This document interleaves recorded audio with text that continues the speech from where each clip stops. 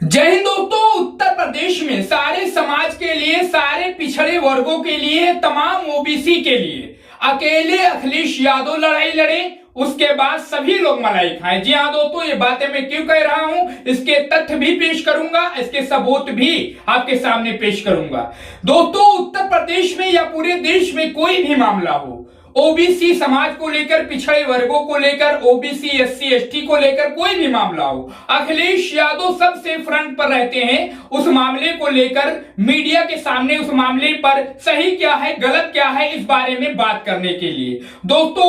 OBC category के, OBC समाज के, ओबीसी एससी एसटी के कई नेता बीजेपी में भी हैं, बीएसपी में भी है, उसके अलावा और भी जितनी पार्टियां देश में हैं सब में हैं। लेकिन दोस्तों, जिस तरीके से, जिस मजबूती के साथ अखिलेश यादव मुद्दा उठाते हैं, उस तरीके से कोई आगे बढ़कर काम नहीं करता। आपने देखा होगा अभी पिछले दिनों ही उत्तर प्रदेश में जो लेखपाल भर्ती निकली थी, उसमें जिस तरीके से आरक्षण की अनदेखी की जा रही थी, सबसे पहले फ्रंट पर आकर अखिलेश यादव ने इस मामले को उठाया और मलाई सारे समाज के लोग खा रहे हैं, सभी उसका जो है मजा ले रहे हैं। लेकिन दोस्तों, जब लड़ाई लड़ने की बात होती है, जब लड़ाई लड़ने की बात आती है, तो उसमें दोस्तों अखिलेश यादव समाजवादी पार्टी अध्यक्ष ही दिखाई पड़ते हैं। और वोट देने का जब नंबर होता है तो ये बड़े बड़े जो दूसरी पार्टियों के नेता हैं, वो ओबीसी समाज के हों या फिर किसी और पिछड़े वर्ग के नेता हों, दोस्तों बड़ी बड़ी बातें करते हुए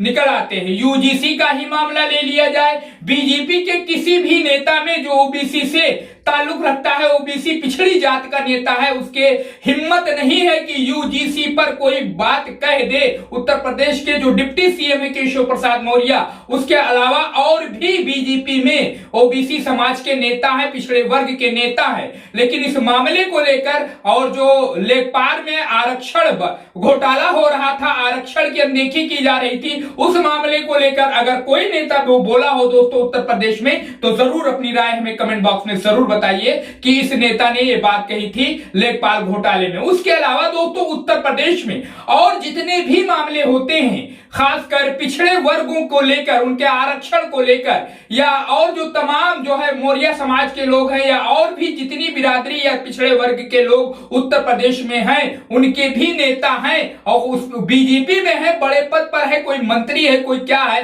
कोई क्या है। लेकिन दोस्तों, जब बात हक की लड़ाई की, लड़ने की बात आती है दोस्तों, तो उसमें सिर्फ और सिर्फ समाजवादी पार्टी अध्यक्ष अखिलेश यादव ही नजर आते हैं। इस बात को आप बखूबी देखते भी होंगे, जानते भी होंगे। यूजीसी का मामला फिलहाल देख रहे हैं आप, अखिलेश यादव ने साफ तौर पर कहा कि किसी के भी साथ जो है अन्याय ना हो, किसी के साथ जो है अनदेखा ना किया जाए, कुछ भी हो, कोई भी मामला हो, उसके साथ न्याय किया जाए यूजीसी के मामले को लेकर। दोस्तों, फिलहाल उत्तर प्रदेश में राजनीतिक मामलों में, खासकर पिछड़े वर्ग के लोगों के लिए अखिलेश यादव सीना तान कर खड़े हुए हैं। और उसमें सिर्फ यादवों की बात नहीं होती है, अखिलेश यादव जो भी मामला उठाते हैं सिर्फ और सिर्फ अपने ही लोगों के लिए नहीं, अपने ही समाज के लिए नहीं, अपने ही बिरादरी के लिए नहीं, तमाम वर्गों के जितने भी लोग ओबीसी से जुड़े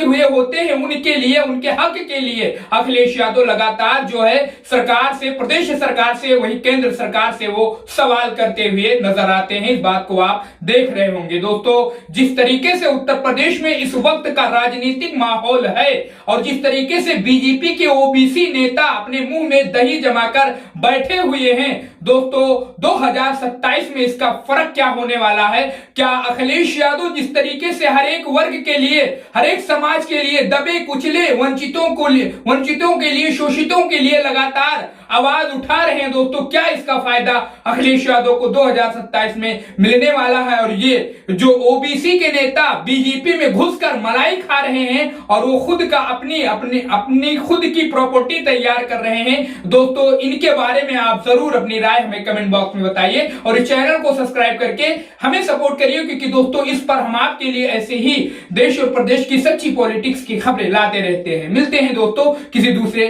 खबर के साथ।